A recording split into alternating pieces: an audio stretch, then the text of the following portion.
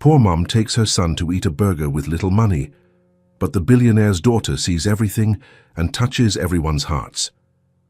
Night fell heavily over Willow Creek. The cold wind cut through the deserted streets, lifting dry leaves that danced in swirls before falling onto the wet asphalt. Streetlights flickered weakly against the dark sky, creating long shadows on the empty sidewalks.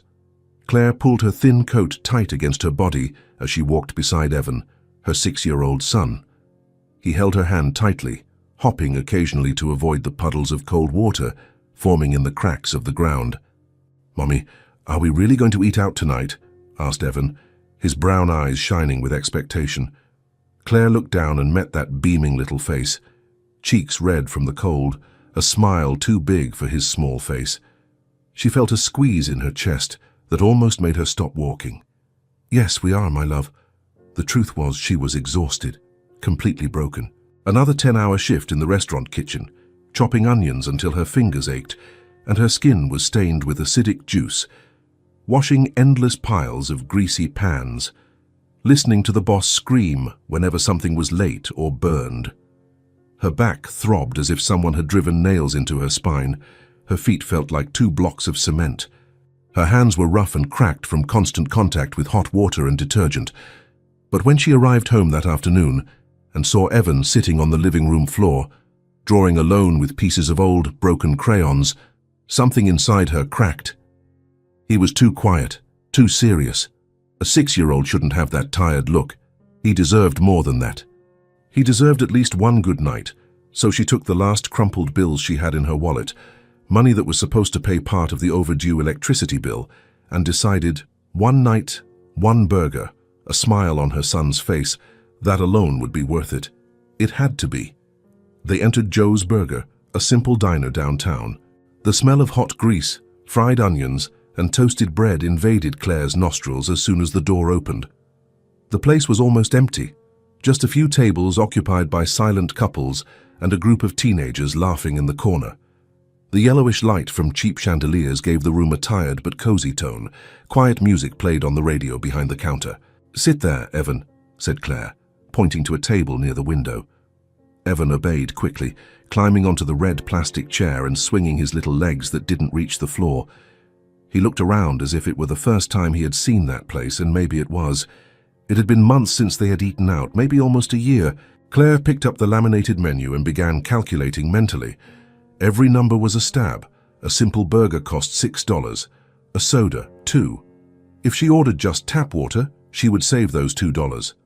Evan could share the fries with her. She could keep it to $8 max, maybe $9 with the tip. "Mommy, look!" Evan pointed to the illuminated menu behind the counter, eyes wide. "There's a giant meal with bacon, cheese, and onion rings." Claire bit her lip hard. She took a deep breath. "That one is too expensive, son. But it's just for today, right?" Evan tilted his little head to the side, hopeful. "And we almost never come here. Let's see what we can do, okay?" Evan nodded slowly, but Claire saw the light in his eyes dim a little, like a light bulb slowly fading out. She looked away quickly, took a deep breath. She hated this, hated having to say no. Hated not being able to give her son what any child deserved, to choose what to eat without fear, without guilt, without counting coins. The waitress approached, pen in hand and a bored expression. "What can I get you?" "A simple burger and a water, please," said Claire, keeping her voice steady. "And for him." Claire hesitated, swallowed hard. "The same." Evan opened his mouth to speak, but Claire shot him a quick look and he fell silent immediately. The waitress wrote it down without looking up and shuffled away. It was then that Evan pointed discreetly to the table next to them, leaning in close to his mother. "Mommy, look at that meal." Claire turned her head slowly. At the neighboring table, separated only by a narrow aisle, a tall man in a perfectly cut dark suit and upright posture sat next to a blonde girl with light blue eyes. The little girl, who seemed to be Evan's age, was absent-mindedly picking at a huge burger, full of melted cheese dripping down the sides and crispy bacon piled high, golden, crunchy fries on the side, a giant milkshake with whipped cream and a red cherry on top. Evan swallowed hard. His eyes couldn't leave that plate. Can I order that one, Mommy? Claire felt her heart sink like a stone thrown into a deep lake. Everything is expensive, son, she replied softly, looking away toward the window. Evan didn't insist. He never insisted. He just lowered his head and started drawing with his finger on the dirty table, tracing invisible shapes. Claire pretended not to see, pretended it didn't hurt. But it did. It hurt like a slow knife going in, tearing her apart from the inside. On the other side, Sophie, the blonde girl with light eyes, had stopped eating. She watched Evan with curiosity, her head slightly tilted. Then her eyes turned to Claire. She saw the tired woman, the worn-out coat with a poorly stitched tear on the sleeve, the rough, red hands resting on the table. She saw the quiet boy, fidgeting with nothing, trying to pretend he wasn't sad. Sophie tugged gently on her father's sleeve. "Daddy." Harrison Sterling put down his phone and looked at his daughter with full attention. When Sophie spoke, he always stopped everything. "What is it, sweetheart?" Sophie pointed discreetly at Evan, her voice small and serious.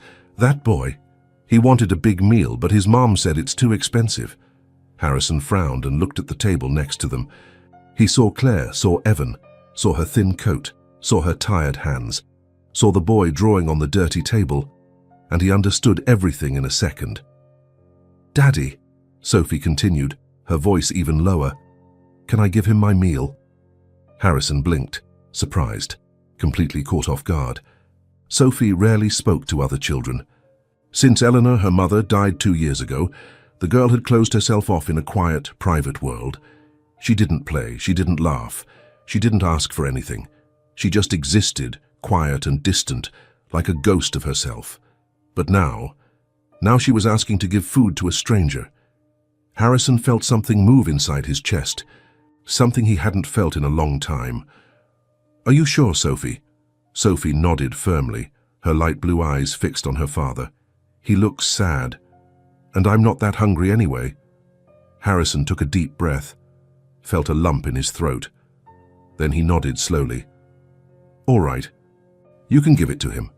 Sophie picked up the plate carefully, using both small hands, and stood up from the chair. She walked over to Evan's table with slow, almost shy steps. She stopped in front of him, holding the big burger carefully so as not to drop it. "Hi," she said, her voice soft. Evan looked up, surprised and confused. "Hi, I'm not very hungry." Sophie extended the plate toward him. "Do you want it?" Evan's eyes widened as if he had seen a miracle. He looked at the burger, then at the blonde girl, then at his mother. Claire was completely paralyzed. She didn't know what to do, refuse, accept. Her pride screamed one thing, her heart another. And there was Evan, looking at her with hope in his eyes. No need," Claire began, her voice shaky and choked. "We already ordered." "Thank you, but really, no need." "Please," Sophie insisted, looking straight into Claire's eyes. "I want him to eat it, really." There was something in that look, something pure and honest, something that didn't judge, didn't pity, just offered with an open heart. Claire felt her eyes sting. A stubborn tear began to form in the corner of her left eye. She nodded slowly, unable to speak. "Thank you," she whispered, her voice barely audible. Sophie placed the plate in front of Evan carefully and smiled for the first time.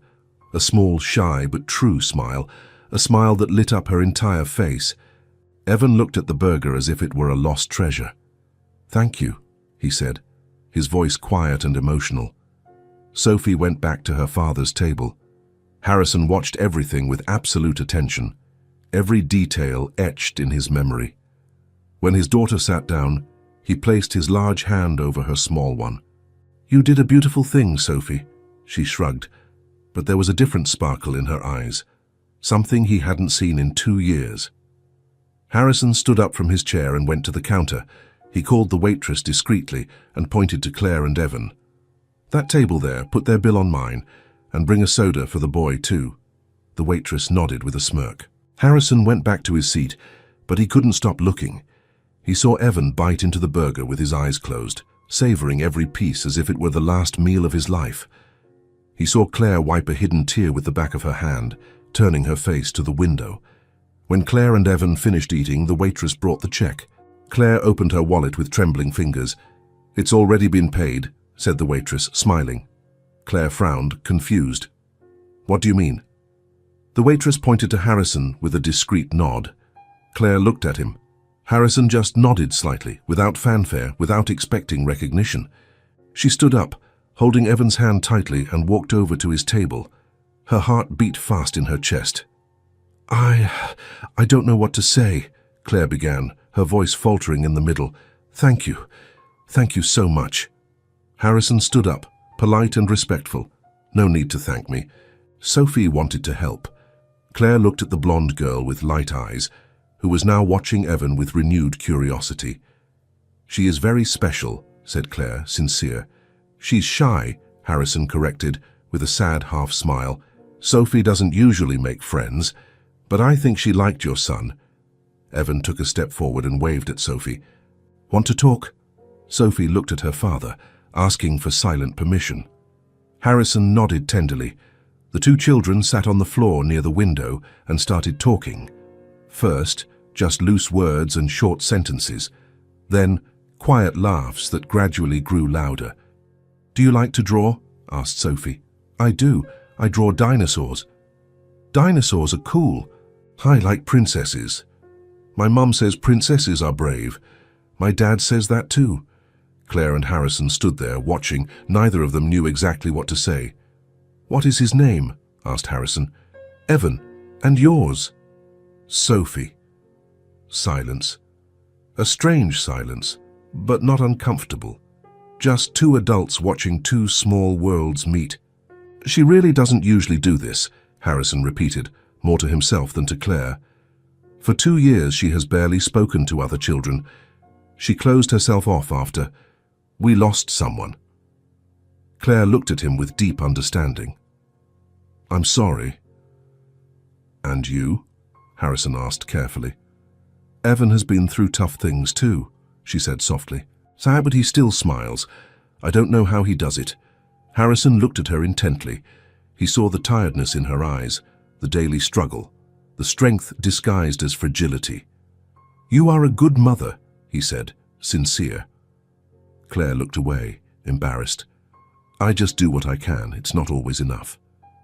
"It's more than enough. Anyone can see that." The children came running back, interrupting the moment. Sophie pulled Harrison's sleeve with excitement. "Daddy, Evan draws amazing dinosaurs." Harrison smiled for real for the first time that night. "Really? And Sophie knows the names of all the princesses," Evan completed, excited. "Even the ones I never heard of?"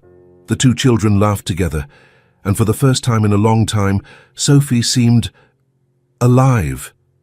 Claire felt something warm up inside her chest. It wasn't just gratitude.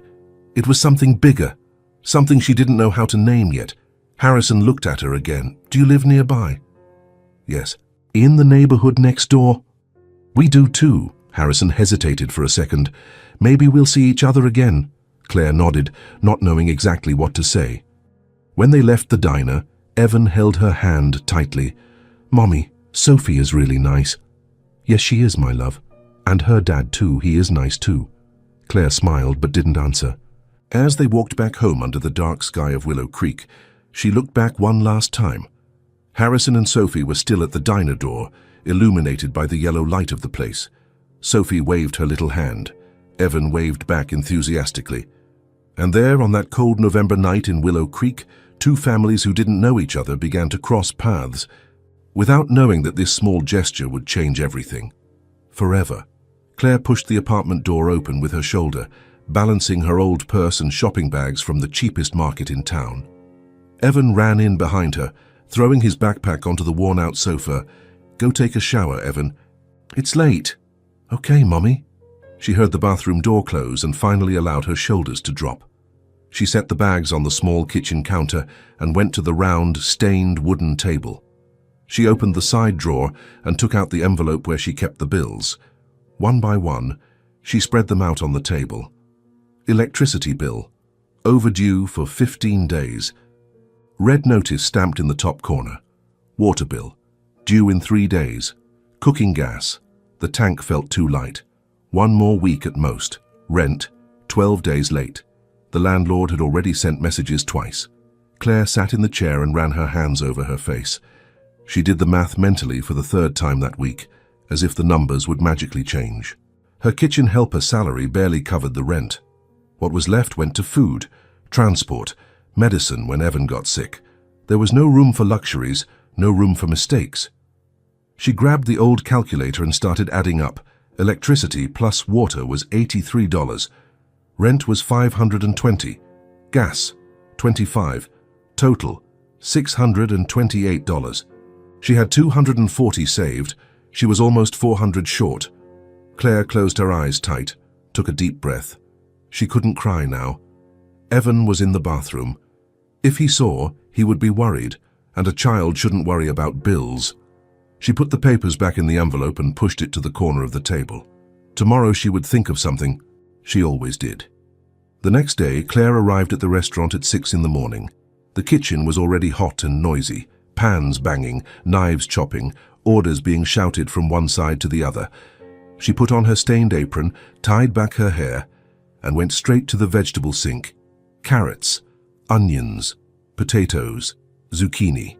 Everything needed to be peeled, washed and cut before 10. Her hands ached before she even started. The skin was cracked and red. Every movement of the knife was a small effort of concentration. She couldn't make mistakes, couldn't cut herself, couldn't lose time. "Claire, faster with those potatoes," shouted the boss, rushing past with a steaming tray. "Yes, sir." She sped up, ignored the pain in her fingers, ignored the weight in her back, continued cutting. Mid-morning, the restaurant owner appeared in the kitchen, a chubby man with a grey moustache and an always grumpy expression. Claire felt her stomach tighten when he approached her. "Claire, I need to talk to you." She put down the knife and wiped her hands on her apron. "Yes, sir. Business is slow, very slow. I'm going to need to cut some shifts." Claire felt the floor disappear beneath her feet. "Cut?" "Yeah. Starting next week, you'll work 4 days instead of 6, maybe 3, depending on business. But I need the 6 days, sir. I have bills." "Everyone has bills, Claire. It's not just you, it's this or I start firing people. You choose." He turned his back and left before she could answer. Claire stood there, holding the knife as if it were the only solid thing in the world. Cutting shifts meant cutting salary, less money, more overdue bills, more despair. She went back to the vegetables and continued cutting, because that was what she knew how to do. Keep going. The shift ended at 4 in the afternoon. Claire washed the last pans, hung her wet apron on the hook, and left through the back door. The alley behind the restaurant smelled of garbage and old grease. She walked slowly, dragging her feet, shoulders slumped forward. She was exhausted, not just in body, in soul too. She stopped for a moment, leaned against the cold brick wall, and closed her eyes, just breathed, tried to push away thoughts about bills, reduced shifts, Evan asking for things she couldn't give. Across the street, Harrison Sterling was leaving a meeting in an office building. He was putting papers in his briefcase when he saw a familiar figure in the alley next to the restaurant. Claire. She was standing there, leaning against the wall, head down. She looked so small, so tired, so defeated. Harrison stopped in the middle of the sidewalk. He didn't know if he should approach, didn't want to intrude. But something inside him stopped him from just walking on and forgetting. He stored that image. The woman with the slumped back, the red hands, the worn coat. Stored it like someone saving something important for later. Then he went on his way, but couldn't get Claire out of his head for the rest of the day. That night, Claire arrived home later than usual. Evan was at the neighbor's downstairs, Mrs. Rosa, an elderly lady who sometimes helped by watching him for a few hours. "Mommy," Evan ran to hug her as soon as she knocked on the door. "Hi, my love. Were you good?" "Yes, I was. Mrs. Rosa gave me cookies." "That's good. Now let's go home." They climbed the stairs slowly. Evan held her hand and chatted about his day at school, about the drawing he made, about the new friend who sat next to him. Claire listened, but her mind was far away, stuck on the bills on the table, on the reduced shifts, on the nearly empty gas tank. When they entered the apartment, Evan stopped talking. He looked at his mother attentively. That looked too serious for a 6-year-old child. "Mommy, are you sad?" Claire forced a smile. "No, son, just tired." "Are you sure?" "I am. Come on, let's make dinner." But Evan kept looking. He knew. Children always know. Claire opened the nearly empty fridge. There was yesterday's rice, 2 eggs, and a half-wilted tomato. She could make something. She always could. While she cooked, Evan sat on the living room floor and started drawing in silence. But every now and then, he looked at his mother, watched, tried to understand what was wrong. Claire served the simple dinner. They ate without speaking much. Afterward, she gave Evan a bath, put his old pajamas on him, and tucked him into bed. "Mommy is going to be okay, all right?" she said, kissing his forehead. "I know," Evan replied, but his voice didn't sound convinced. Claire turned off the bedroom light and went back to the kitchen, sat in the same chair as before, looked at the envelope of bills in the corner of the table. Then, for the first time in a long time, she allowed the tears to fall, silent, heavy, inevitable. Because sometimes, no matter how hard you fight, the world remains too heavy, and that night, Claire didn't have the strength to pretend everything was fine. Saturday dawned with a gray sky over Willow Creek. Claire woke up early, made weak coffee, and separated the bills she needed to pay in person. Some things couldn't be put off anymore. "Evan, get dressed. We need to go downtown." "Can I take my toy car, Mummy?" "You can, but take care not to lose it." They took the crowded bus and got off at the central square. Claire held tight to Evan's hand as they crossed the busy street. There were 3 places to go: the payment center to pay the water bill, the cheap market on the back street, and maybe try to negotiate a few more days for the rent. The cold wind hit her face. Evan pulled his thin coat tight, trying to protect himself. "Mommy, will it take long?" "No, son, real quick." They stopped first at the payment center. Claire paid the water bill and kept the receipt carefully in her pocket. Electricity and rent were still missing, but at least the water was guaranteed for another month. "Now we're going to buy vegetables, okay?" "Okay." But halfway there, Evan stopped suddenly. His eyes widened and he pointed to the square. "Mommy, it's Sophie." Claire followed his gaze. On the other side of the square, near the central fountain, a blonde girl with light eyes was playing alone with a small bucket and a plastic shovel. "Evan, wait!" But it was too late. Evan took off running, crossing the square with his short legs. Claire ran after him, heart racing. "Sophie!" shouted Evan. The girl lifted her head. For a second, she looked confused. Then her entire face lit up. "Evan!" The 2 children hugged with pure and sincere joy, as if they had been friends for years, as if that chance meeting were the best thing in the world. Claire arrived panting, holding her chest. "Evan, you can't run off like that." "Sorry, Mommy, but I saw Sophie." Sophie smiled at Claire, shy but happy. "Hi." "Hi, Sophie," Claire replied, trying to catch her breath. "Is she alone?" asked Evan, looking around. "My dad went to buy water." Sophie pointed to a store on the corner. "He'll be right back." And as if he had heard, Harrison Sterling appeared a few minutes later, carrying shopping bags. He wore a dark sweater and jeans, much more casual than the day at the diner. When he saw Claire and Evan, he stopped for an instant, surprised. "Claire." "Harrison." He walked over to them, still processing the coincidence. "What a surprise. Yeah, we came to pay some bills and I saw Sophie," Evan interrupted, excited. "She was playing there." Harrison looked at his daughter, who was smiling for real, a smile he rarely saw at home. "Daddy, can I play with Evan?" asked Sophie. "And can I, Mommy?" Evan pulled on Claire's sleeve. Claire and Harrison exchanged a quick glance. "Fine by me," said Harrison. "Okay, but stay close by," Claire warned. The 2 children ran back to near the fountain, laughing and talking non-stop. Claire and Harrison stood there, not knowing exactly what to do. "Want to sit?" Harrison pointed to a wooden bench near a tree. "Sure." They walked to the bench and sat side by side. Harrison put the bags on the ground.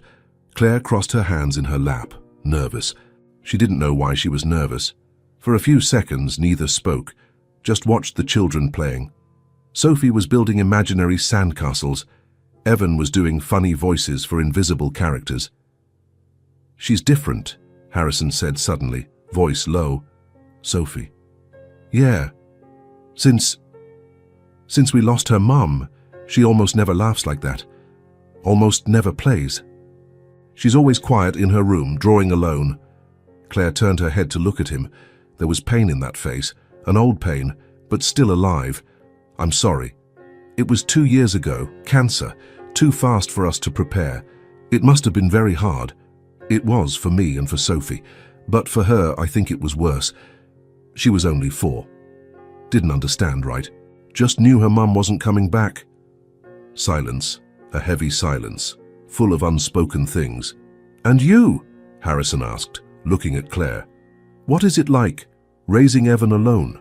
Claire took a deep breath. "It's hard. I work as a kitchen helper in a restaurant near here. The pay barely covers the basics. And now the owner said he's going to cut my shifts." "Cut?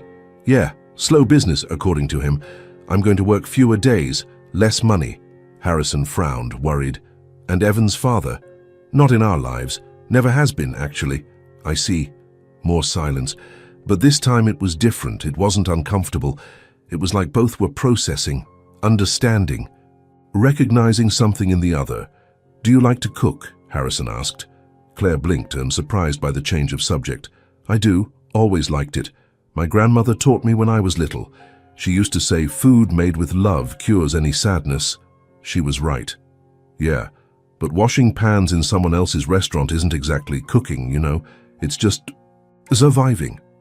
Harrison nodded slowly.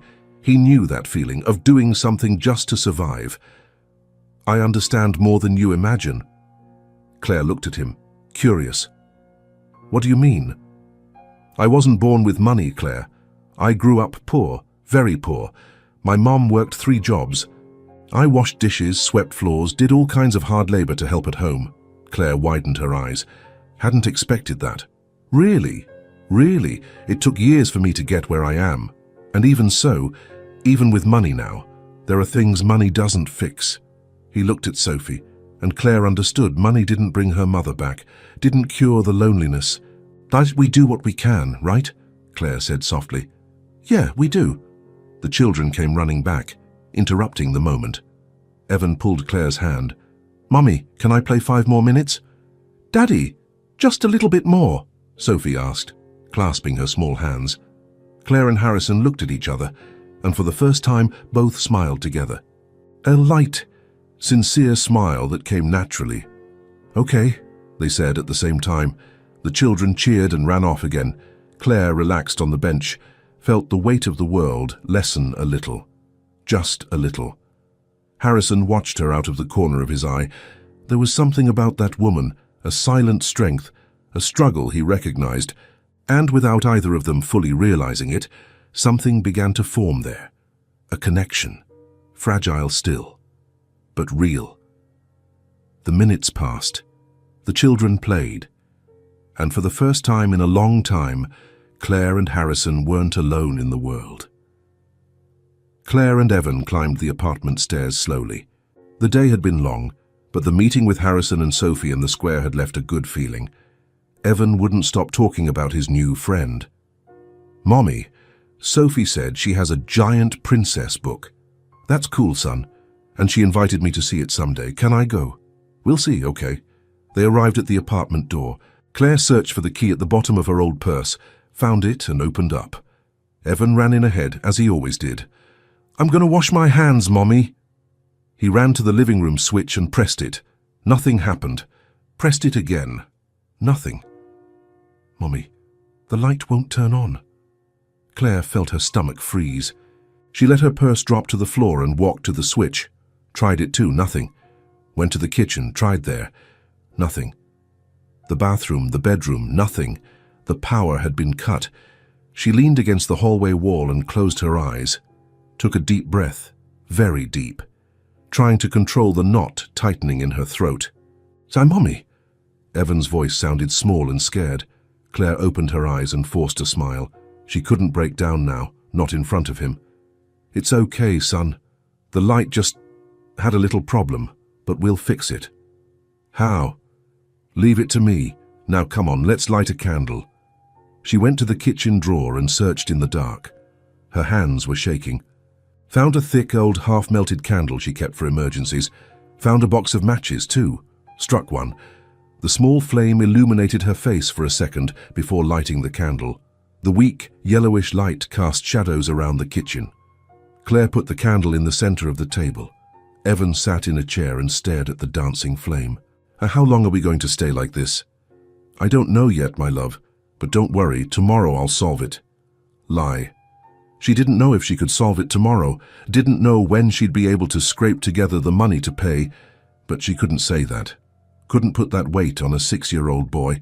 Are you hungry? She asked, trying to change the subject. A little bit. Claire opened the fridge. The internal light was out too. She grabbed the leftover bread, a piece of cheese, and 2 slices of ham, assembled 2 simple sandwiches, put them on a plate, and brought them to the table. There, dinner. Evan looked at the sandwich. Didn't complain. Never complained. Thank you, Mommy. They ate in silence, just the sound of the candle crackling between them. The house seemed different in the dark, smaller, sadder. The shadows on the walls seemed larger, like silent ghosts watching. Claire could barely swallow. Every piece of bread seemed to stick in her throat. The shame was a physical weight in her chest. Shame for not being able to pay a basic bill. Shame for seeing her son eating a cold sandwich in the dark. Shame for failing.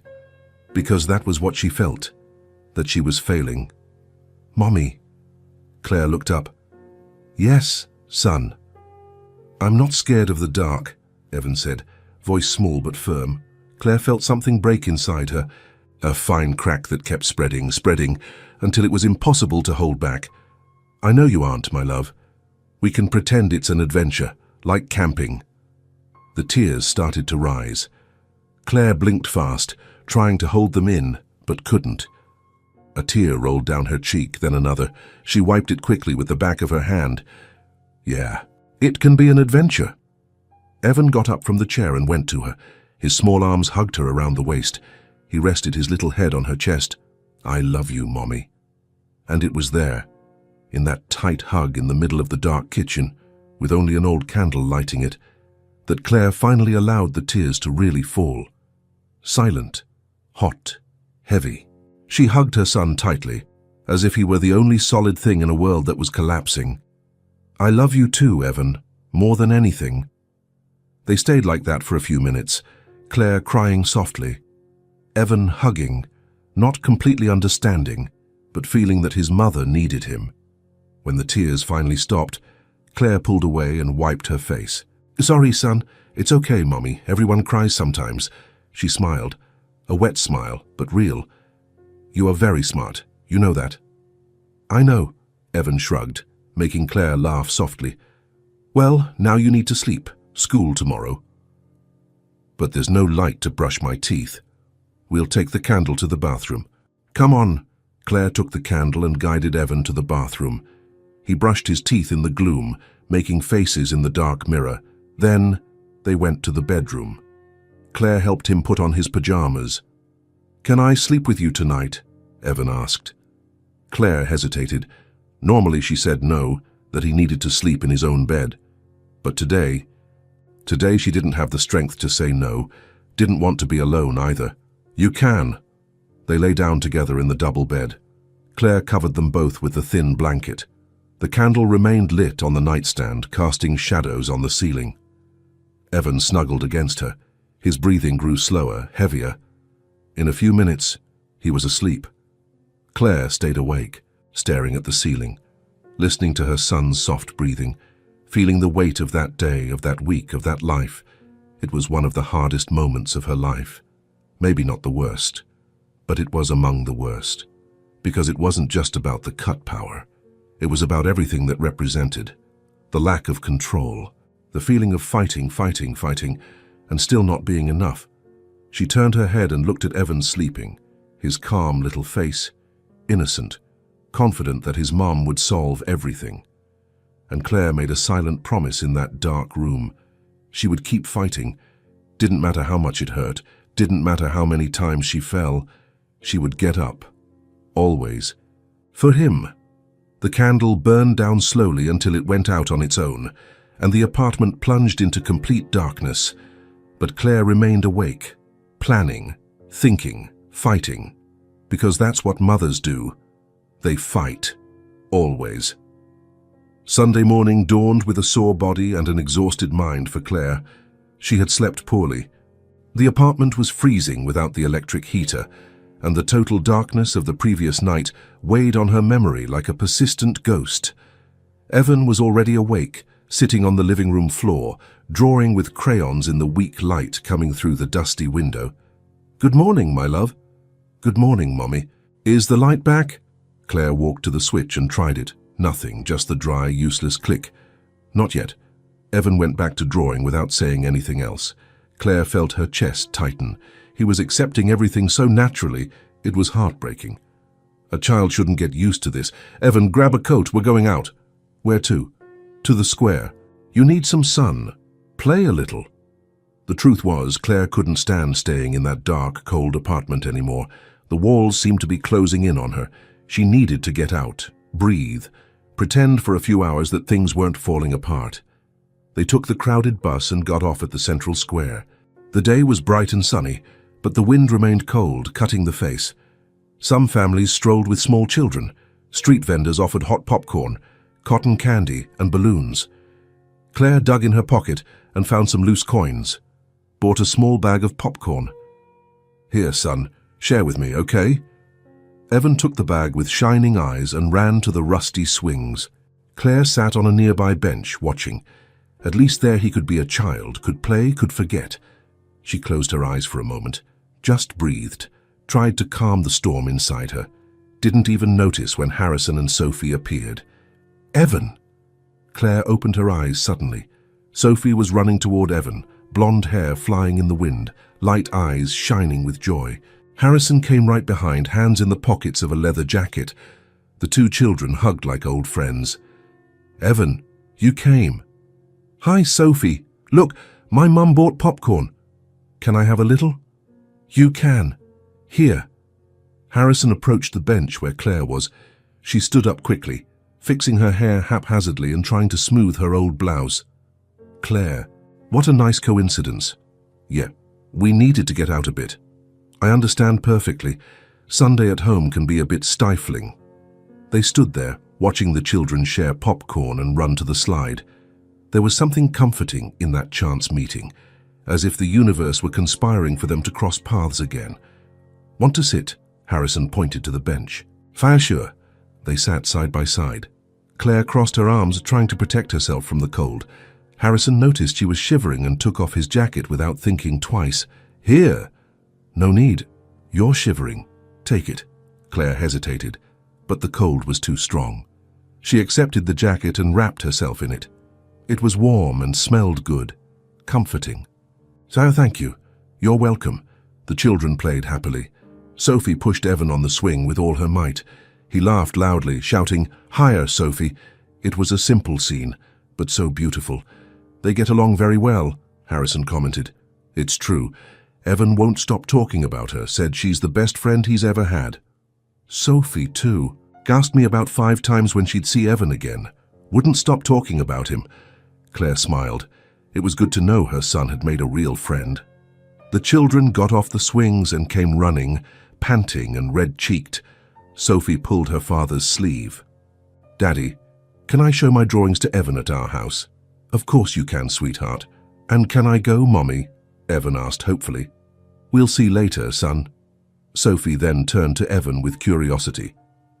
"Did you watch that cartoon I talked about yesterday? The one with the space robots?" Evan lowered his eyes, embarrassed. His cheeks turned red. "No." "Why?" "You said you liked it. It's just that my house is dark. They cut the lights." Silence fell heavy like a stone thrown into a still lake. Claire felt her face heat up with shame, deep, burning, unbearable. She wanted to vanish from there, disappear, anything but be there in that moment. Harrison turned his head slowly and looked at her. There was no judgment in his look, just silent understanding and genuine concern. Sophie furrowed her small brow. "But why did they cut it?" "Sophie, sweetie," Harrison began gently, "it's because we didn't have money to pay the bill," Evan replied with the brutal honesty of a child who hasn't yet learned to hide difficult truths. "But Mommy said she'll fix it. She always fixes everything."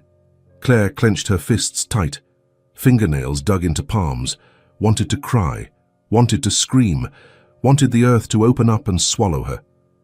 Harrison crouched down in front of Evan, getting to the boy's eye level. His voice was calm and affectionate. "Evan, these things happen in life, okay? It's nobody's fault. Your mum is very brave." "I know," Evan nodded, proud. "She works a lot, more than everyone." "Exactly. And you're a very smart and strong boy, too, just like her." Evan smiled. Harrison ruffled his hair affectionately, then stood up and looked at the two children with a gentle smile. "Why don't you go play on the slide again? We're leaving soon." "Okay," said both together, running off holding hands. Harrison sat back down next to Claire. She had her head down, eyes fixed on her rough hands. He didn't say anything for several seconds, just stayed there, present, respectful. "Claire, I didn't want you to find out like this," she said, voice trembling. "It's humiliating. It's not—" "Yes, it is. Not being able to pay a basic bill, having my son eat in the dark, sleep in the cold." "That doesn't make you less," Harrison interrupted, firm but gentle. "You're fighting, doing the most you can with what you have. That makes you strong, not weak." Claire shook her head, tears starting to form. "Doesn't feel like it. Feels like I only fail, all the time." Harrison took a deep breath. There was something important he needed to say. "I know exactly what that is, Claire." She looked up, surprised. "What do you mean?" "I told you I grew up poor, but didn't tell you the details. My mom worked her whole life as a cleaner, 3 jobs, sometimes 4 when she could fit them in. And even so, working until she dropped from exhaustion, there were months the lights were cut, that the gas ran out, that we ate plain rice for dinner because there was nothing else, that I went to school in old clothes, small, torn." Claire watched him in silence, processing every word. "I remember seeing my mum crying hidden in the bathroom at night, thinking I didn't hear. Remember her asking the landlord for more time, shame in her voice. Remember waking up at dawn and seeing her doing math on an old sheet of paper, trying to work miracles with numbers that never added up. Harrison, I didn't know. I grew up seeing that every day, and grew up hating that feeling of helplessness, of not being able to do anything, of not being able to help, of seeing someone I loved destroying herself just to keep me alive."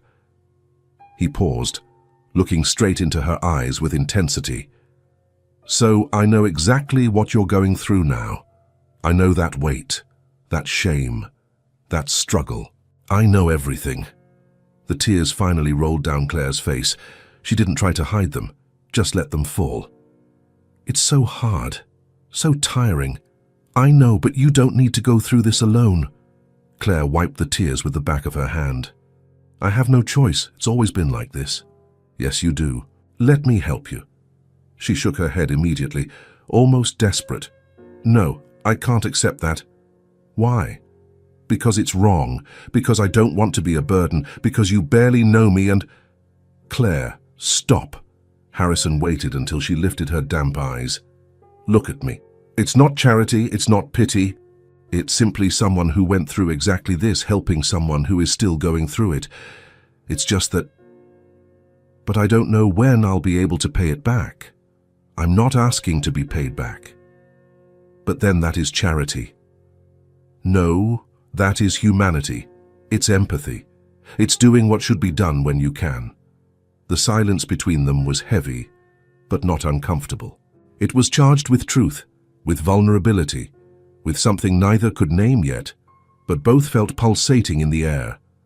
Claire looked away, at Evan playing happily with Sophie, laughing, running, being a child. She thought about the dark house waiting for them, the cold of the early mornings without a heater, the bills piling up like a mountain, the sleepless nights doing impossible math, the silent despair that accompanied her like a stuck shadow, and then she thought about the possibility of accepting help, of not being alone, of having someone by her side, even if just for a moment. "I'm ashamed," she confessed, voice breaking. "So ashamed." "I know. My mom was too, but shame doesn't change the situation. Pride doesn't pay bills. It's so hard to accept help. Always did everything alone. I know. My mum didn't accept help from anyone either. Refused everything stubbornly. Until one day someone forced her to accept. And you know what happened? She managed to breathe for real. For the first time in years, she managed to simply breathe without feeling like she was drowning. Claire closed her eyes tight, took a deep breath, trying to control the emotions threatening to overflow. Thought of Evan saying in that small voice, "I'm not scared of the dark, Mummy." Thought of all the times she pretended to be fine when she was broken inside. Thought of the nights crying alone in the bathroom so he wouldn't see. Maybe it was time to stop pretending, to accept that she needed help, that she couldn't handle it alone anymore. She opened her eyes slowly and looked directly at Harrison, meeting those eyes watching her with such understanding.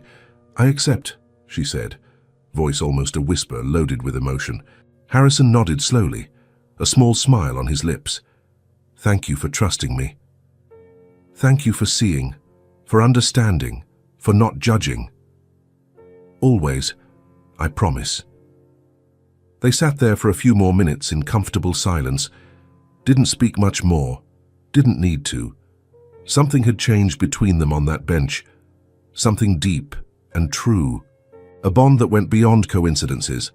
Harrison wasn't just a rich man helping someone poor, he was someone who really understood, who had been there, who knew it firsthand. And Claire wasn't just a desperate woman accepting charity. She was learning that strength doesn't mean doing everything alone until you break, that asking for help isn't weakness, it's courage. The children came running back, sweaty and happy, faces red from playing so much. "Mommy, Sophie wants me to go to her house someday. She has games. And I want to go to Evan's house too. Can we, Daddy?" Sophie completed with enthusiasm. Claire and Harrison exchanged a look loaded with meaning, and for the first time since they met, both smiled for real, a genuine smile that carried hope. "We'll arrange that properly," Harrison said softly. "Yeah, we'll arrange it." And as the children went excitedly back to the playground, Claire felt something she hadn't felt in a long time. True relief. She wasn't alone in this world anymore.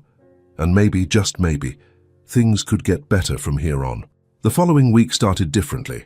Harrison kept his word. On Monday morning, Claire received a message from him asking if he could stop by her house to help with the bills. She hesitated, but replied yes. When he arrived, he brought Sophie by the hand. The blonde girl ran to hug Evan as soon as the door opened. "Evan! Sophie!" The two children disappeared into the bedroom, leaving the adults alone in the small living room. Harrison looked around without judging, just observed. "Can I see the bills?" Claire grabbed the crumpled envelope and handed it to him. Harrison sat at the table, opened each paper and started taking notes in a notebook he brought. "There's the light back. Last night you paid it, right?" "I did. And the rent too, but now we need to organize the rest so you don't stay in this situation anymore." Claire sat on the other side of the table, watching him work. There was something comforting in the way Harrison picked up each bill, read it carefully, and wrote down numbers. "How much do you spend on groceries a month?" "About $200, sometimes less. There's a market on Oak Street that is much cheaper, products of the same quality, but prices are better. I can take you there tomorrow if you want." "You don't need to do that." "I know, but I want to." Claire looked away, feeling her face heat up. In the following days, Harrison began to appear more frequently, always with delicacy, always respectful, never invasive. On Wednesday, he took Claire to the market on Oak Street. She was impressed with the prices, managed to buy almost double the food with the same money. "How did you know this place?" "My mom shopped here when I was a child." "Still the same owner?"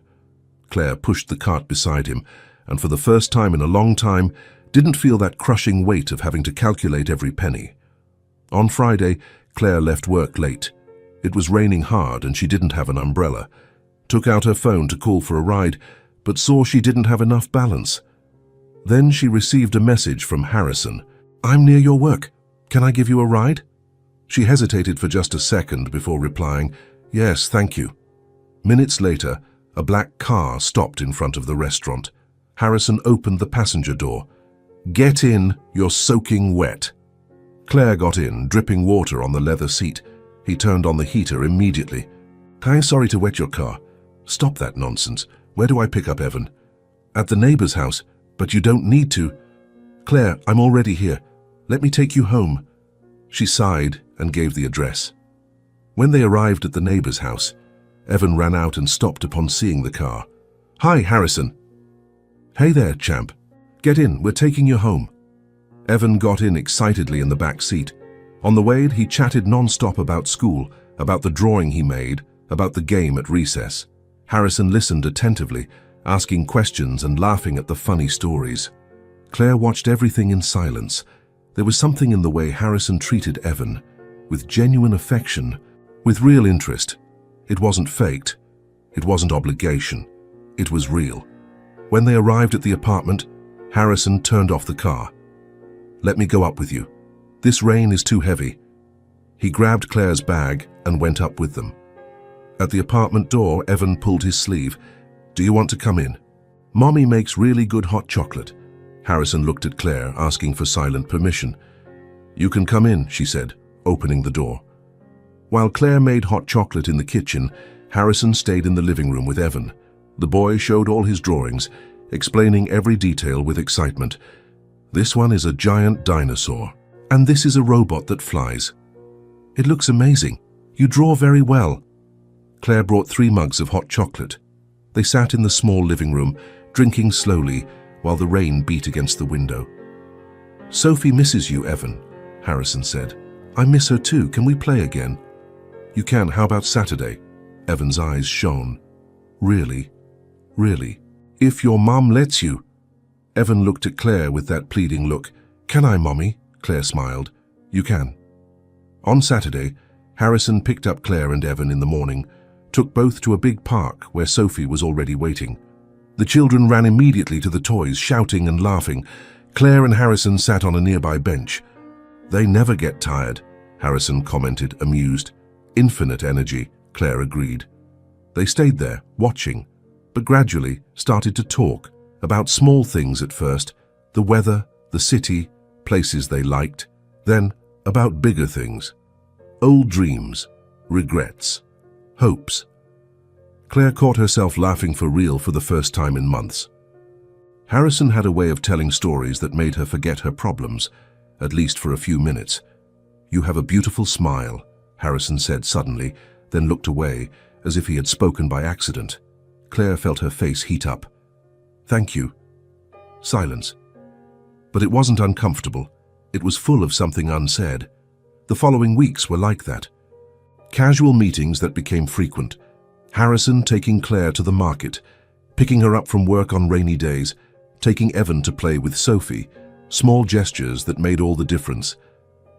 One day, Claire was struggling to carry heavy bags when Harrison appeared out of nowhere. "Let me help." He took the bags as if they weighed nothing. Another day, Claire's blender broke. The next day, Harrison showed up with a new one. "Found it on sale," he said, lying blatantly. Claire didn't believe him, but accepted anyway. The children, meanwhile, had become inseparable. Sophie and Evan played together whenever they could. Drew, invented stories, laughed endlessly. "I've never seen Sophie so happy," Harrison confessed one day. "Since her mom died, she was so quiet, but now she's a child again." "Evan changed too," Claire said softly. "He smiles more, talks more. I think having a friend was good for him, was good for both." They looked at each other, and there, in that moment, something changed again. Something subtle, but undeniable. Claire started to notice small things, the way Harrison smiled when he saw her, how he always asked if she was okay, how he remembered small details she mentioned. Harrison's, in turn, admired everything about her, the silent strength, the way she never gave up, how she loved her son with such intensity, how even when tired always found energy to smile. One day Harrison stopped by to pick Claire up from work. She came out the back door, tired as always, but when she saw his car waiting, her face lit up. He felt his chest tighten seeing that smile, a smile that was just for him. Claire got in the car and sighed. What a day. Rough. Too much. But now it's better. She said it without thinking, then realized what she had said and looked away, embarrassed. Harrison smiled, but said nothing, just drove, feeling something warm up inside him. They were getting closer, slowly, carefully, but it was real. Still no confessions, still no words spoken out loud, but there were looks that lasted a second too long. Smiles that meant more than they seemed, comfortable silences that said everything. Claire started to feel lightness near him, as if the weight of the world lessened when Harrison was around, and Harrison started to realize that this brave, fighting woman full of love had become someone too important in his life. Something was growing between them, something beautiful, natural, inevitable, and even without words, both knew they were falling in love. It was a Sunday afternoon. Claire had the day off and Harrison invited her and Evan for lunch at his house, the first time they would go inside. The house was big, but not flashy, elegant but welcoming. Claire felt a squeeze in her chest, realizing the difference between their worlds. "Time, relax," Harrison said, noticing her tension. "It's just a house." The children ran to Sophie's room, eager to play with her toys. Claire stayed in the living room, looking out the large window that faced a well-kept garden. "Coffee," Harrison offered. "Please." They sat in the spacious kitchen. Harrison made fresh coffee and put some cookies on a plate. Sat in front of her. "Can I ask you something?" Claire said, hesitant. "Of course. How did you get all this? You said you grew up poor, but this isn't small." Harrison took a sip of coffee, as if gathering courage. "It's a long story." "I have time." He took a deep breath.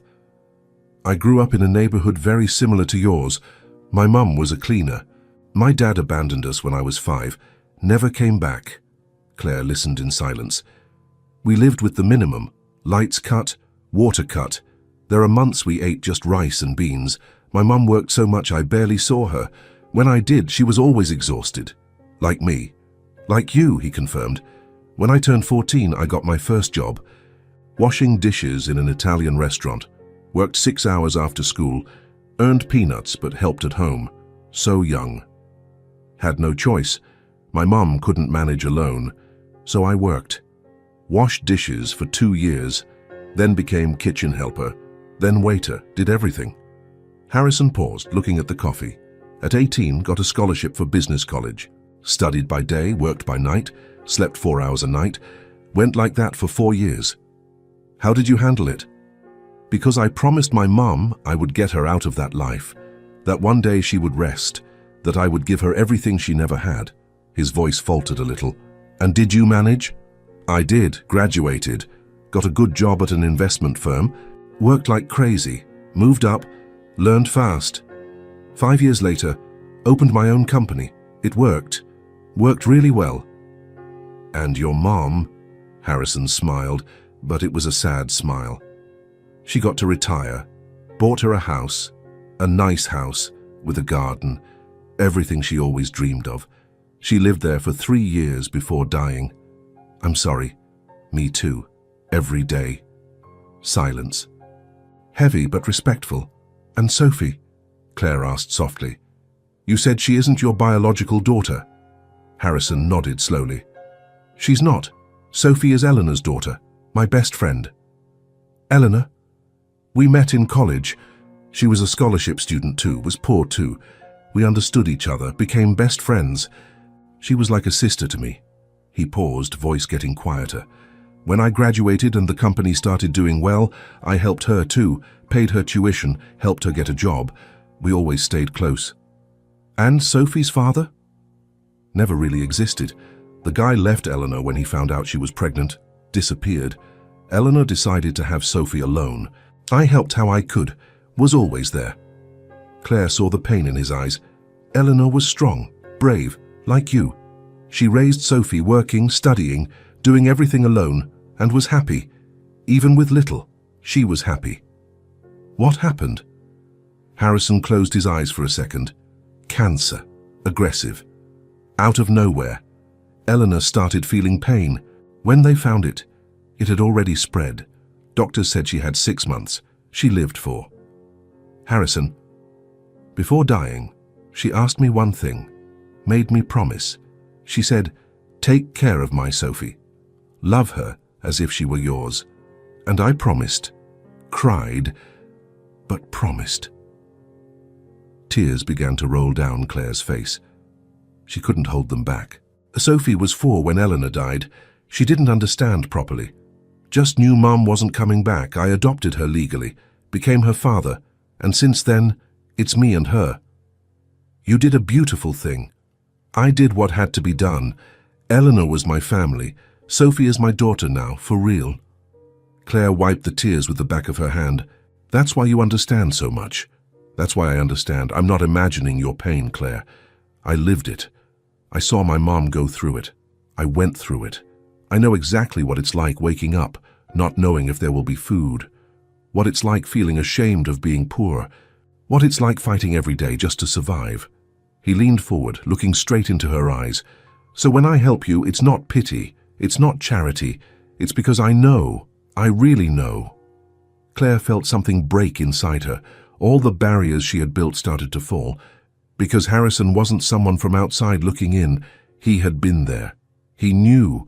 Thank you for telling me this, she said, voice choked. Thank you for listening. They sat there, facing each other, with a connection that now went much deeper. It wasn't just attraction anymore. Wasn't just friendship anymore. It was recognition. It was identification. It was seeing in the other a different version of oneself. Claire looked at Harrison and saw a man who fought, who suffered, who won, but never forgot where he came from. Harrison looked at Claire and saw a woman who was still fighting, who was still suffering, but who didn't give up, never gave up. You are amazing, he said suddenly. Claire blinked, surprised. Me? You. The way you fight for Evan. The way you never give up. Even when everything seems impossible, you continue. That is true strength.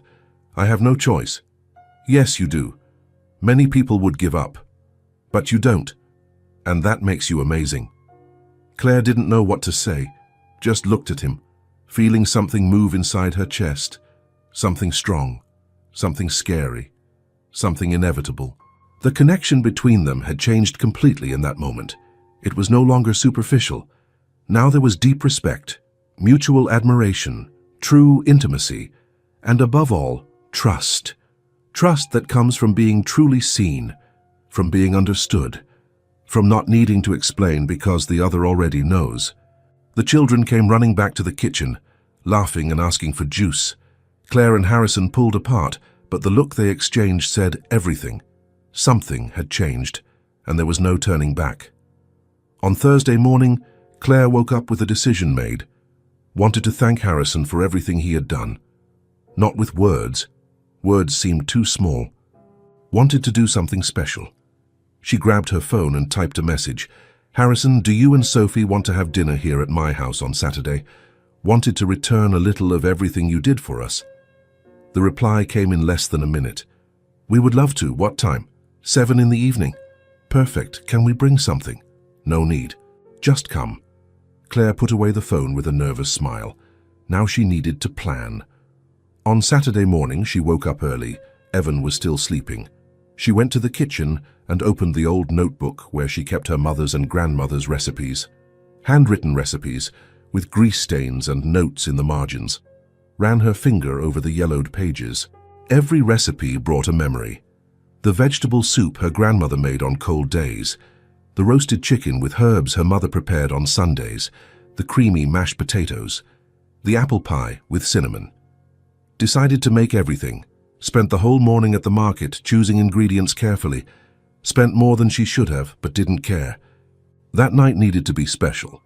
When she got back home, Evan was awake, sitting on the sofa.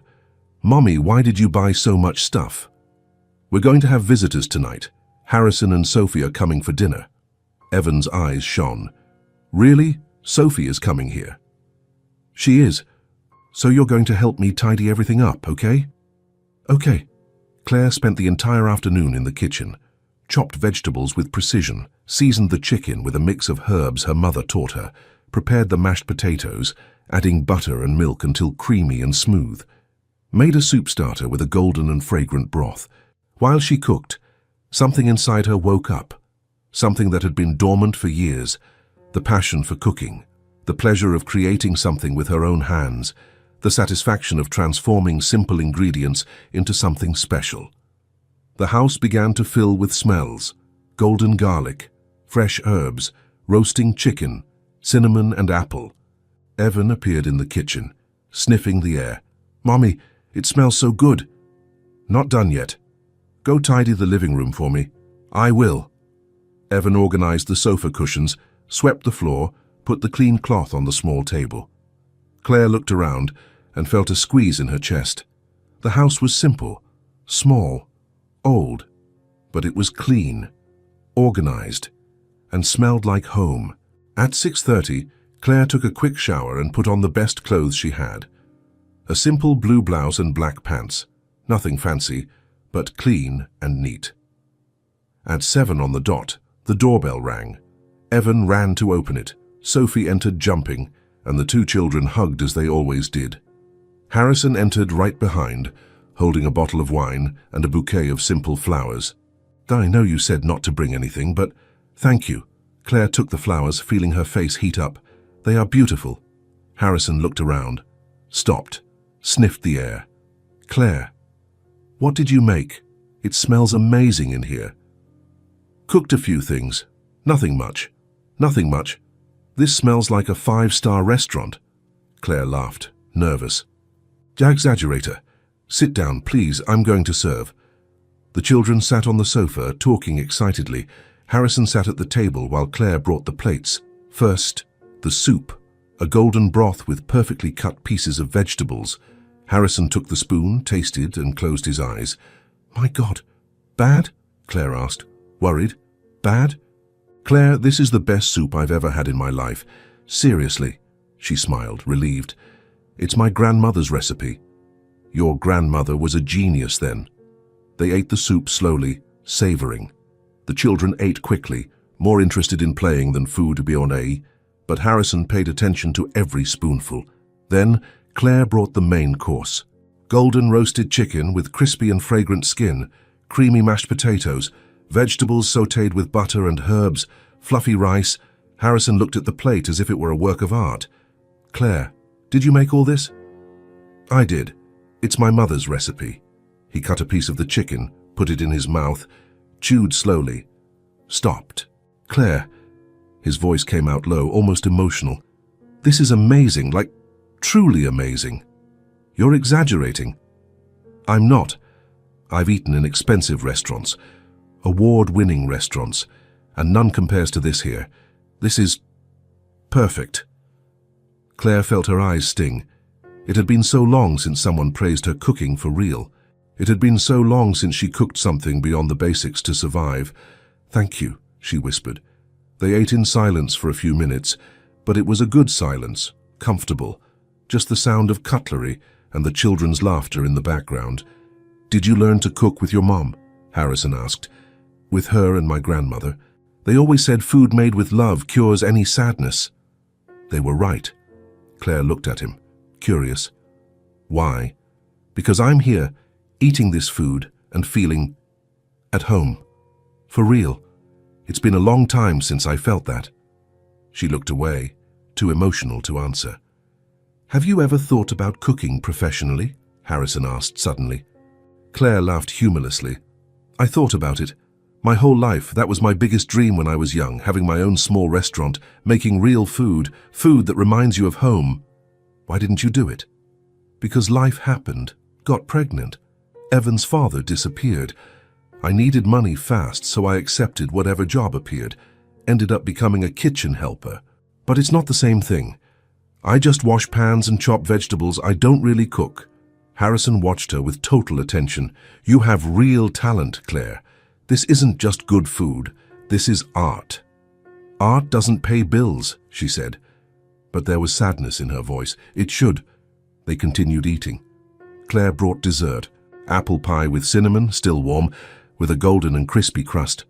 Harrison tasted it and moaned, "You're kidding. This is better than the main meal. Also, my grandmother's recipe. Your grandmother should open a culinary school." Claire laughed for real this time. A light, loose, genuine laugh. When they finished eating, the children were sleepy. Sophie yawned and leaned on her father's shoulder. "Think it's time to go," Harrison said, but seemed reluctant. "Okay." Claire walked them to the door. Evan was already almost sleeping on the sofa. "Thanks for dinner," Harrison said, looking straight into her eyes. Seriously, it was perfect. "Thank you for everything you did for us." This dinner was little compared to that. It wasn't little, it was special. They stood there at the door for a few seconds longer than normal, just looking at each other. Sophie pulled her father's sleeve. "Daddy, let's go." "Coming, sweetie." Harrison took a step back, but his eyes were still on Claire. "Will we see each other soon?" "Of course." "Good night, Claire." "Good night." She closed the door slowly and leaned against it, taking a deep breath. Her heart beat too fast. Outside, Harrison put Sophie in the car and drove back home, but his head was far away. It was in that small house, at that simple but perfect dinner, with that amazing woman who cooked with her heart. He thought about Claire the whole way, about her shy smile, about the wasted talent, about the way she talked about food with passion in her eyes, and for the first time in years, Harrison felt something he didn't expect to feel again. He was falling in love, for real, completely, and there was no turning back. 2 weeks after the dinner, Harrison called Claire to meet at the square. It was a sunny Saturday. The children ran to the toys as soon as they arrived, and the adults sat on the usual bench. Harrison seemed different, more serious, more focused, as if he had something important stored inside him. "I need to tell you something," he started. Claire felt her heart accelerate. "Is everything okay?" "Yeah, better than okay. I have a proposal." "What kind of proposal?" Harrison turned his body to face her completely. His eyes were fixed on hers. "Claire, since that dinner at your house, I can't stop thinking that food wasn't just good. It was special. It was the kind of food that makes people remember home, family, love. Everything that really matters." "Harrison, let me finish," he asked, holding her hand gently. "You have real talent, a talent that is being wasted washing pans in someone else's restaurant, and I want to change that." Claire frowned, confused. "What do you mean?" Harrison took a deep breath. "I want to invest in you. I want to open a restaurant for you." Silence. Claire blinked once, twice, then laughed nervously, as if it were a joke. "What? A restaurant? Yours, where you cook what you know best, real food, homemade food. Those recipes from your mom and grandma that you told me about. Harrison, are you crazy?" "I'm serious." Claire let go of his hand and got up from the bench, walking in circles, heart beating out of rhythm. Breathing was difficult. "No, no, no, no, that's madness. Me? Open a restaurant? Harrison, I can barely pay my bills. I'm a kitchen helper. I know nothing about running a business, about suppliers, about—" "I know," Harrison interrupted, standing up too. "I handle the administrative part. I handle the money, the suppliers, the employees, all that. You just handle the kitchen. You just do what you already do best." "But what if it goes wrong? What if nobody likes my food? What if I lose your money? It won't go wrong." "You don't know that." "I know," he said with absolute firmness, holding both her hands now. "Claire, I've worked with investments for years. I know how to recognize talent when I see it. I know how to recognize potential, and you have both. You have something money doesn't buy. Authenticity." Claire shook her head, tears starting to form. "I'm scared." "I know you are, but even scared, you won't be alone. I'll be with you every step, in every decision, in every challenge. We do this together." "Why are you doing this?" "Doing? Why do you believe in me so much?" Harrison took a step forward, looking straight into her eyes with an intensity that made her hold her breath. "Because I see you. For real. I see the woman you are, the fighter who never gives up, the amazing mother who does the impossible every day, the talented cook who puts love in every plate. And I believe you deserve the chance to show that to the whole world." The tears finally rolled down Claire's face. She covered her face with her hands, trembling. "What if I'm not good enough?" "You are. Trust me, Claire. Just this once. Trust." Claire took several deep breaths, trying to control the emotions threatening to overflow. Looked at the children playing on the slide, laughing without worry. looked at Harrison waiting patiently, without hurry, without judgment, looked at her own rough and injured hands from so much hard work, and then thought of the old dream she kept deep in her heart, of a whole life washing other people's dishes, of Evan growing up seeing his mom fighting but never really achieving anything. Maybe it was time to risk it, to believe, to try. She wiped the tears with the back of her hand and looked at Harrison with determination mixed with fear. "Okay, I accept." Harrison smiled, a huge, genuine smile that lit up his whole face. "Really? Really? I'm terrified, but I accept. Let's do this." He pulled her into a tight hug. Claire allowed herself to stay there for a few seconds, feeling his strength, the security, the support. "We're going to do something amazing," he whispered in her ear. "I promise." The next 3 months were absolute madness. Harrison found a small but charming spot on a busy street downtown. Had a spacious and modern kitchen and a cozy dining room with capacity for 30 people. "It's perfect," Claire said when she saw it for the first time, still empty and smelling of fresh paint. "It'll be even better when you put your mark here." They renovated everything. Harrison handled the administrative details, licenses, contracts, while Claire planned the menu with obsessive care. Mom's recipes, grandma's recipes, simple dishes, but made with refined technique and genuine love. Claire resigned from her old job. The boss grunted something about her making a mistake. But for the first time in years, she walked out the front door of that restaurant with her head held high and a smile on her face. They hired a small team, 2 kitchen helpers and 2 waiters. Claire trained them personally, teaching every recipe, every technique, every detail that made a difference. The name was chosen together on a rainy afternoon, Claire's Kitchen. Simple, direct, honest, true. The opening was set for a Saturday afternoon. Claire was terrified, spent the whole morning in the kitchen, preparing everything with trembling hands and racing heart. "Breathe," Harrison said, placing firm hands on her shoulders. "You were born for this. I know you were born for this. What if no one comes?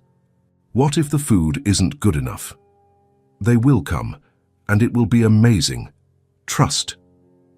The doors opened at 6 in the evening. In the first 15 minutes, no one entered. Claire felt panic rising in her throat, suffocating. Then a family entered. Father, mother, and 2 small children. Then an elderly couple holding hands. Then 3 more people. Then more. In an hour, the restaurant was completely packed, with people waiting at the door. People tasted the food and closed their eyes, sighed, smiled. Some even wiped discreet tears, asked for more.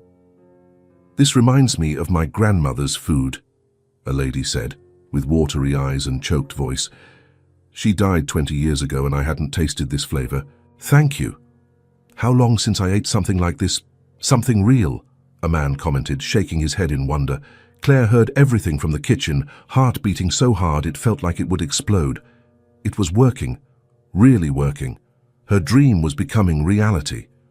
In the following weeks, the restaurant became a sensation in the city. People came back, brought friends, brought family, brought co-workers, posted photos on social media, wrote brilliant reviews on specialized sites, the best homemade food in town. You enter as a customer and leave as family. Every dish is a warm hug. Claire cooks with her soul. Claire could barely believe it. Her dream was not only coming true, it was thriving, growing, living. And through everything, Harrison was there, solving bureaucratic problems, negotiating with suppliers, giving emotional support, but mostly just being present. 6 months after opening, everything had changed completely. Claire's life was another, unrecognizable. Evan now studied at a better school, with dedicated teachers and proper structure. Had new clothes that fit right, had toys, had books. But more important than all that, had a happy mom, a mom who came home tired but smiling, a mom who achieved her dream. "Mommy, you are the best cook in the world," Evan said one day, hugging her tight. Claire cried, but this time they were tears of pure joy. Sophie changed drastically too. The shy and closed girl started spending afternoons at the restaurant after school. She sat in a cozy corner, drawing and coloring, while Claire cooked and talked to her, sometimes helped set the tables, sometimes talked to the friendlier customers. "She loves being here," Harrison commented one day, watching his daughter laugh with one of the waitresses. "It's the first place where she feels really safe and happy since Eleanor died." "This place is hers too," Claire said with genuine affection. "Yours too, always will be." The two families had blended so naturally and organically that it was impossible to tell where one ended and the other began. Dinners together almost every night. Weekends together always. Evan and Sophie were practically siblings now. Inseparable. Partners in crime. And Claire and Harrison, they were something neither dared to name out loud yet. But it was real. Deep. Undeniable. Growing every day. It was a Tuesday night, 6 months after opening. The restaurant had closed half an hour ago. The staff had already left, tired but satisfied. Only Claire, Harrison, Evan and Sophie remained in the silent dining room. The children ran through the empty space, laughing and playing tag between the set tables. Evan pretended to be a ferocious dinosaur. Sophie screamed dramatically, running and laughing loud, her blonde hair flying. Claire was behind the counter, cleaning the last things of the day, watching the children with a soft smile on her face. She was tired, but it was a good tired, a tired of someone who worked doing what she truly loves. Harrison approached from behind her silently, wrapped his arms around her waist carefully, and pulled her lightly against his chest. Claire froze for a second, surprised, then relaxed completely, leaning back on him, feeling his warmth against her back. "We created something beautiful, Claire," Harrison said softly, close to her ear. "Together. Something really special." Claire turned her head slightly, looking at him over her shoulder. "We really did. Still can't believe it's real. Are you happy? More than I thought it would ever be possible to be." "Me too." They stayed like that for a few seconds, just watching the children. Evan picked Sophie up, or tried to, because she was almost the same size, and they both fell on the floor in a heap of laughter. "Farsis, they look like real siblings," Claire commented, voice full of tenderness. "Because they are. In the way that really matters." Claire turned completely inside his embrace, still wrapped in Harrison's arms, and looked straight into his eyes. "Thank you for everything. For believing in me when I didn't believe. For giving me the chance I never had. For being by my side in every hard moment. You changed my life too," Harrison said, voice low and sincere. "You and Evan reminded me what it is to have a real family, reminded me that life can be good again, that it's worth opening your heart." The children stopped running and approached, panting and happy. Evan pulled the hem of Claire's blouse. "Mommy, can we sleep at Harrison's house tonight? Sophie said there's a really cool new movie." Claire and Harrison exchanged a look loaded with meaning, smiled at the same time. "You can," Claire said. "Yay!" the children shouted together, jumping for joy. They locked the restaurant carefully and went to the car. The children sat in the back seat, chattering non-stop about the movie, about school, about cartoons. Claire and Harrison in the front, holding hands over the gear shift, in comfortable silence. When they arrived at the house, the children ran inside. Claire and Harrison made hot popcorn with butter, put on the movie the children chose. Evan and Sophie snuggled on the big sofa, sharing a fluffy blanket. Claire sat on one side, Harrison on the other, and in the middle, connecting everything, Evan and Sophie. In the middle of the movie, the two children fell asleep, leaning on each other, breathing softly. Claire looked at them and felt her eyes sting with deep gratitude, with immense love. "With everything, is everything okay?" Harrison asked softly. "Yeah, just still can't believe this is real, that this is my life now." "It is, and will continue to be. I promise." Claire looked at him. Really looked. Saw the man who appeared in her life like a stranger in a cheap diner, who became a friend, then a partner, then something much bigger. "Jai, I love you," she said suddenly, surprising herself with the confession. Harrison smiled, that beautiful and genuine smile she learned to love. "I love you too, have loved you for a long time." He leaned in and kissed her. A soft kiss. respectful, full of promise and future. When they pulled apart, the children were still sleeping deeply between them. "I think we became a family," Harrison whispered. "I think so," Claire agreed, smiling with eyes full of happy tears.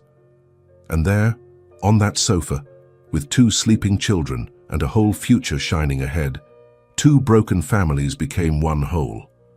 Claire had started that journey alone, without light, without hope, washing pans in the dark and counting coins. And now she was here, with her own restaurant full of life, with her son happy and safe, with a new and true family, with real and deep love. Life would still be hard sometimes, would still have challenges and obstacles, but now she wasn't alone anymore. And that made all the difference in the world. If this story touched your heart, subscribe to the channel and turn on notifications so you don't miss the next ones. Leave a like because it helps this story get recommended to more people. See you in the next story.